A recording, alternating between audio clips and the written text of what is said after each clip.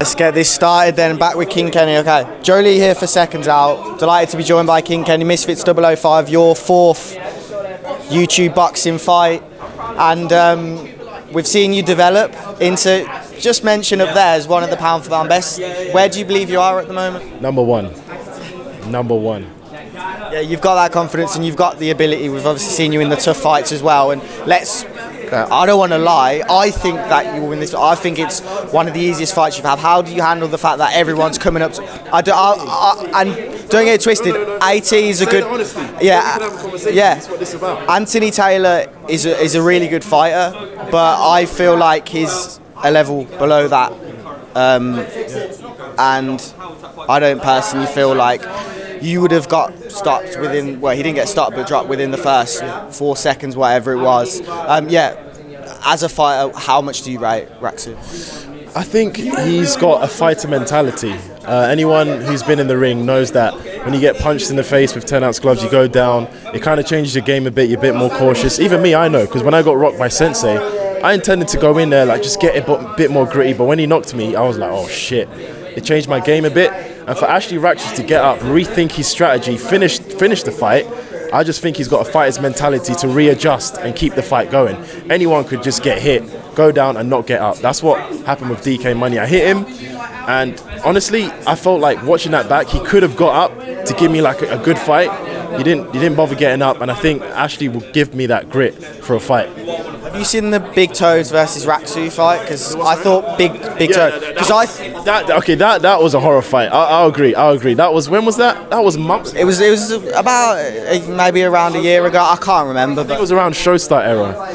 But the point is, he has been training and fighting the same amount of time as me, same amount of fights. So I think it will be a good fight, personally. But that's not a bad thing, me saying I think you're going to win, because the fact that you're saying I don't think it's that easy means you're level-headed. And we see so much in boxing, when you are overconfident, then you get hit with shots when you're not expecting. Exactly, that's how, upsets happen, when you don't take fights seriously. Every fight I've had, I always take them seriously, no matter who you are, because you can't underestimate anyone in the ring, We're fighting with like professional gloves. One shot that comes out of nowhere that can send you to the floor, I thought we just saw, I thought we just saw Walid Sharks and Dean the Great next to each other. My bad, bro. That was a good press conference though. Sorry? That was a good presser though. That was, yeah, it was funny as well, from start to finish. And then we got this guy just getting in fights. I can't wait to the rematch, man. That's going to be fireworks. But yeah, from start to finish, it was funny. It was good press. We'll move the just over to your left a little bit, and we can finish off with the Jake Paul Tommy Fury stuff. It's kind of taken the world by storm, the influencer scene specifically. I'm sure you watched it. What did you think of it? Man, I've said this in all the other interviews. Jake Paul just looked very amateurish, and it just shows the levels between crossover boxing and professional boxing. Tommy, he's landing clean shots. He looked clean, sharp, fast. Jake Paul was sluggish, throwing weird, relying on the overhand, throwing jabs from down there, bro. He looked like a mess, bro. I'm gonna be honest, but all I can say is fair play for him stepping into the ring with an actual professional boxer, and I hope he realizes that money can't buy skill set. Skill set has developed over years and years and years, and Tommy's been doing it since he was a kid. Were you surprised though? Because I've seen Tommy's fights, his pro fights, and they're not a high level. And then you've seen Jake's, he's fighting against MMA fighters. So people have come out of that fight saying, this was so bad. But they still bought the fight. They promoted it well anyway. What did you expect? Bro, I'll be honest, they robbed the bank, man. They did very well, because a lot of people tuned in. On my story on Instagram, everyone was posting. Girls as well. Girls, professional boxers were posting about it, bro. They robbed the bank, bro.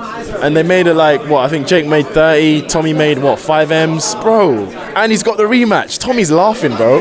What the fuck? I think when it comes to like the biggest names in boxing, they appeal to the women, because remember when AJ broke through, like my mum, my sister's talking about it. When you appeal to wider audiences, then the fight's bigger as well, so that helps. Exactly my point, because obviously Tommy's bringing in a lot of female audience, especially with Molly May being his girlfriend as well. That brings in that, that audience as well, so they made money, man. Sure, okay, I just spoke to Daly about what did I speak about? The excuses from Jake Paul. So he come out and said, I had COVID, He said none of my fighters would do that. Yeah. I don't understand why. Like, at the end of the day, he did have the opportunity to reschedule it because it's Jake Paul versus Tommy. Everyone wants that fight. He can just reschedule it if he feels like he's not where he needs to be because of sickness or an injury. Reschedule it, do the fight, and then that way there's no excuses. So all I can say is no point doing excuses after you chose to fight him. Do you know what I mean? I do. Okay. One more thing just on the Misfits deal. I don't think we've spoken since you've like signed it. So well done, first of all. Spud you on that. What's your plans with like your career now? Is it literally just boxing and then YouTube on the side? Like, where are you at? Right now, I'm just trying to be the best boxer in the game. You know, that's why I signed the deal. You know, we'll level up opponents bit by bit. You know, take each opponent at a time. So right now we've got Ashley Rak Su.